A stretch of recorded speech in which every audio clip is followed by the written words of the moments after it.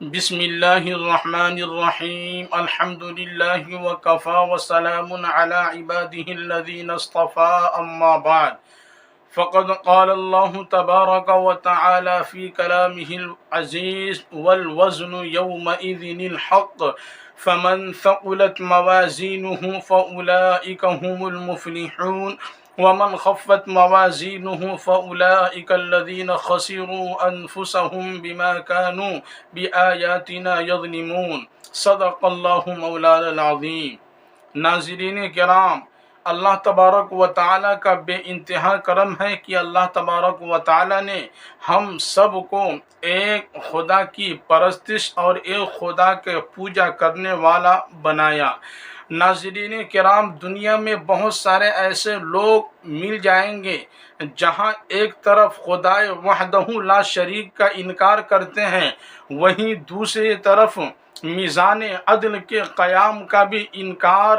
کرتے ہیں، یعنی اس بات کا انکار کرتے ہیں کہ کل قیامت کے دن میزان عدل یعنی نامہ اعمال کو تولے جانے والا ترازو یہ قائم نہیں کیا جائے گا، یہ نہیں رکھا جائے گا اور لوگوں کے اعمال نہیں تولے جائیں گے۔ اور ہم مسلمانوں میں سے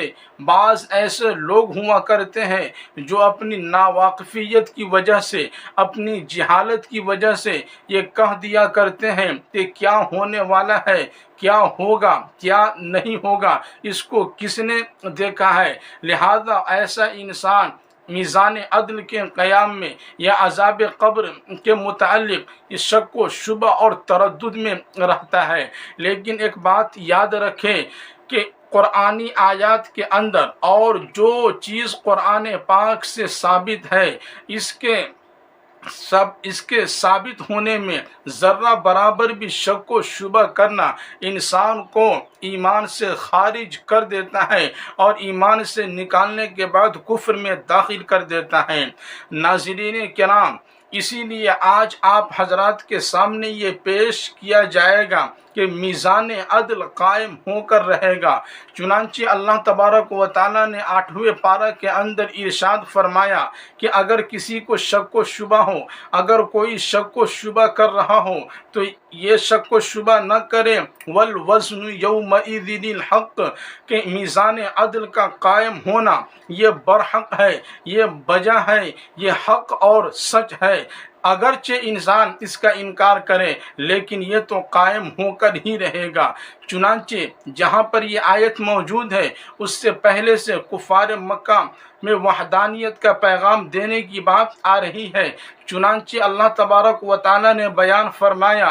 فَلَنَسْأَلَنَّ الَّذِينَ أُرْسِلَ إِلَيْهِمْ وَلَنَسْأَلَنَّ الْمُرْسَلِينَ، چنانچہ ہم ان لوگوں سے بھی کل قیامت کے دن پوچھیں گے جن کے طرف رسولوں کو بھیجا گیا، اور ہم ضرور بالضرور رسولوں سے بھی پوچھیں گے کہ کیا آپ ان قوموں کی طرف گئے تھے یا نہیں۔ چنانچہ اس کی آیت کریمہ کی تفسیر میں یہ بات بیان کی جاتی ہے کہ جب رسولوں سے پوچھا جائے گا تو جب امتی سے پوچھا جائے گا تو امتی کہے گی، اور ہر قوم اور ہر نبی کی قوم اور ہر نبی کی امت یہ بات کہے گی جنہوں نے نبی پر ایمان نہ لایا، ایسے لوگ کہ ہمارے پاس کوئی نبی یا رسول نہیں آیا تھا، ہمارے پاس کوئی وحدانیت کی دعوت دینے کے لیے یا وحدانیت کا پیغام پہنچانے کے لیے کوئی نہیں آیا تھا۔ چنانچہ اس کو ثابت کرنے کے لیے نبی کو بلایا جائے گا، انبیاء اور رسول کو بلایا جائے گا، اور انبیاء اور رسولوں سے پوچھا جائے گا کہ کیا آپ ان کے پاس وحدانیت کا پیغام لے کر، ایک خدا کی پرستش کرنے کی دعوت لے کر آپ ان کے پاس نہیں گئے تھے؟ انبیاء اور رسول کہیں گے کہ اے اللہ، ہم یقیناً ان کے پاس گئے تھے وحدانیت کی دعوت کو لے کر، وحدانیت کے پیغام کو لے کر، لیکن انہوں نے انکار کر دیا تھا اور ہمارے اوپر اور ہماری باتوں پر انہوں نے بھروسہ نہیں کیا تھا۔ چنانچہ اس کے بعد انبیاء سے گواہ طلب کیا جائے گا، یعنی چونکہ انبیاء مدعی ہوں گے اور مدعی کے ذمے گواہ کا پیش کرنا ہوتا ہے، اسی لیے اللہ تبارک و تعالی گواہ طلب کریں گے۔ چنانچہ سب سے پہلے انبیاء علیہم السلام امت محمدیہ کو گواہ میں پیش کرے گی۔ جب امت محمدیہ گواہی دے گی کہ اللہ تبارک و تعالی انبیاء اور رسول ان کے پاس پیغام لے کر گئے تھے، لیکن انہوں نے انکار کر دیا تھا، انہوں نے آپ کی آیتوں کو جھٹلایا تھا، آپ کی آیتوں کا انکار کیا تھا، تو قوم یہ انکار کرے گی اور قوم کہے گی کہ اے اللہ، یہ تو اس وقت موجود نہیں تھی یہ امت، اور ان کا وجود بھی نہیں تھا، بلکہ یہ تو نیست و نابود تھی، اس لیے یہ کیسے ہمارے حال سے واقف ہے۔ چنانچہ پھر اس کو ثابت کرنے کے لیے نبی پاک صلی اللہ علیہ وسلم کو بلایا جائے گا۔ پھر آپ صلی اللہ علیہ وسلم کو بلانے کے بعد اس بات کو ثابت کی جائے گی کہ انبیاء ان کے پاس پہنچے ہوئے تھے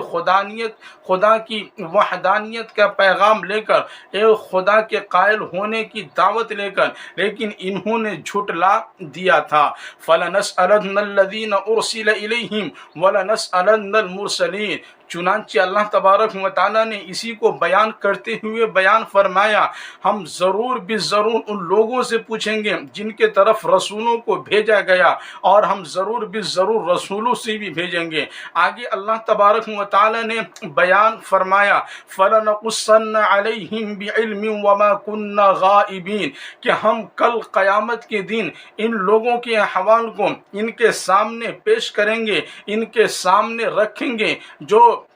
مبنی بر علم ہوگا، جو علم پر مبنی ہوگا۔ اور یہ انبیاء کا ان کے پاس جانا اور ان لوگوں کا جھٹلا دینا، اس وقت ایسا نہیں ہے کہ ہم موجود نہیں تھے اور ہم غائب تھے، ایسا نہیں، وما کننا غائبین، بلکہ ان حالات کے اندر ہم غائب نہیں تھے، ہم تو موجود تھے، لیکن ان گواہی کا پیش کرنا اور ان سے پوچھنا اور انبیاء سے پوچھا جانا، یہ لوگوں کے احوال کے اعتبار سے۔ چنانچہ قرآن کریم نے اسی کو بیان کرتے ہوئے بیان فرمایا، فَلَنَقُصَّنَّ عَلَيْهِمْ بِعِلْمٍ وَمَا كُنَّا غَائِبِينَ، کہ چنانچہ ہم ضرور بالضرور لوگوں کے احوال کو قیامت کے دن ان کے سامنے پیش کریں گے، جو مبنی بر علم ہوگا۔ اور جب یہ ماجرا ہو رہا تھا وما کننا غائبین، تو ایسا نہیں ہے کہ ہم اس وقت موجود نہیں تھے۔ آگے اللہ تبارک و تعالیٰ نے بیان فرمایا، والوزن یومئذ الحق، کہ میزان عدل کا قائم ہونا یہ حق اور برحق ہے۔ میزان عدل کا قائم ہونا اور انصاف کے ترازو کا قائم ہونا، انصاف کے ترازو پر نام اعمال کا تولا جانا، یہ سب کے سب برحق ہے۔ فمن ثقلت موازینہ فاولئک هم المفلحون، چنانچہ جس شخص کا پلڑا بھاری ہوگا، جس شخص کے نیک اعمال کا پلڑا جھک جائے گا، تول جھک جائے گا، یہی وہ لوگ ہوں گے جو کل قیامت کے دن کامیاب ہوں گے۔ ان کے اعمال کو ان کے دائیں ہاتھ میں دیا جائے گا اور انہیں جنت کا سرٹیفکیٹ دیا جائے گا، اور یہ لوگ کل جنت میں داخل ہوں گے۔ ومن موازین، اور جس شخص کے نیک اعمال کا پلڑا نہیں جھکے گا بلکہ برے اعمال کا پلڑا جھکے گا، اور جس شخص کے نیک اعمال کا پلڑا یہ ہلکا ہوگا، یہ بھاری نہ ہوگا، اور برائی زیادہ ہوگی اور نیک اعمال کم ہوں گے، تو فَأُولَئِكَ الَّذِينَ خَسِرُوا أَنفُسَهُمْ، تو یہی وہ لوگ ہوں گے جنہوں نے اپنے اوپر ظلم کیا، اپنے آپ کو خسارہ میں ڈالا، بِمَا كَانُوا بِآيَاتِنَا يَظْلِمُونَ، اس وجہ سے کہ یہ ہماری آیتوں کا انکار کیا کرتے تھے۔ ناظرین کرام، آپ نے سنا کہ اللہ تبارک و تعالیٰ نے قرآن مقدس میں بیان فرمایا کہ میزان عدل قائم ہوگا، لہذا ہم امت مسلمہ کا یہ عقیدہ ہے کہ کل قیامت کے دن اللہ تبارک و تعالیٰ انصاف کے ترازو کو قائم کریں گے، پھر اللہ تبارک و تعالیٰ لوگوں کے اعمال کو تولیں گے، پھر اسی کے مطابق انسان کے جنت اور جہنم کا فیصلہ ہوگا۔ ناظرین کرام، اور ذہن میں یہ سوال کا آنا کہ انسان کے اعمال کو تولا جائے گا یا انسان کے نام اعمال کو تولا جائے گا، اگر انسان کے اعمال کو تولا جائے گا تو اعمال کیسے تولے جائیں گے؟ یہ تو اعراض کے قبیل سے ہے، اس کا وجود نہیں ہوتا ہے۔ تو دیکھیے یہ بات سمجھ لیجئے کہ کل قیامت کے دن میزان عدل قائم ہوگا، اس کو ایک حد ہی تک سمجھا جا سکتا ہے۔ باقی یہ جو ذہن میں طرح طرح کے سوالات کا پیدا ہونا، ان تمام سوالات کے جواب نہیں دیے جا سکتے ہیں۔ البتہ جدید سائنس کے مطابق آپ دیکھتے ہیں کہ ہر ایسی چیز جس کا وجود اور جس کے اندر ثقافت نہیں ہے، لیکن اس کے باوجود جو جسم والا نہیں ہے، لیکن اس کے باوجود وہ چیزیں محفوظ کر لی جاتی ہے۔ مثال کے طور پر ٹیپ ریکارڈ کے اندر، اسی طریقے سے موبائل فون کے اندر انسان کی بات کو ریکارڈ کر لی جاتی ہے، انسان کی بات کو ٹیپ کر لیا جاتا ہے۔ اسی طریقے سے تھرمامیٹر کے اندر انسان کی برودت و حرارت کو ریکارڈ کر لیا جاتا ہے، اور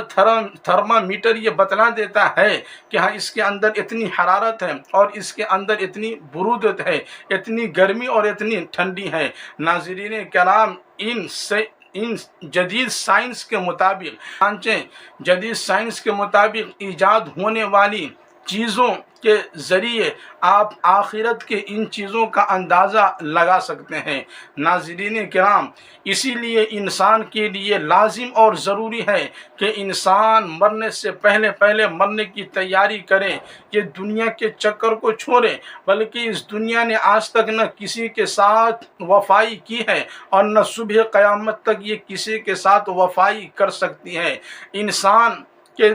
دنیا میں آنے کا مقصد صرف اور صرف عبادت الہی ہے، اللہ تبارک و تعالیٰ کی عبادت ہے، لیکن انسان آج دنیا کی مشغولیت میں پھنس کر، انسان آج دنیا کے کاروبار میں پھنس کر اس رب کو بھول چکا ہے جس رب کے پاس ہر ایک انسان کو جانا ہے، اپنے ایک ایک سیکنڈ اور ایک ایک منٹ کا حساب و کتاب دینا ہے۔ ناظرین کرام، اسی لیے اللہ تبارک و تعالیٰ سے دعا کرے کہ اللہ تبارک و تعالیٰ ہم امت مسلمہ کو نیک عمل کرنے کی توفیق نصیب عطا فرمائے، اور ہم امت مسلمہ کا اللہ تبارک و تعالیٰ کل نامہ اعمال ہم سب کے داہنے ہاتھ میں نصیب عطا فرمائے اور جنت کا سرٹیفکیٹ نصیب عطا فرمائے۔ آمین۔ وآخر دعوانا الحمدللہ رب العالمین۔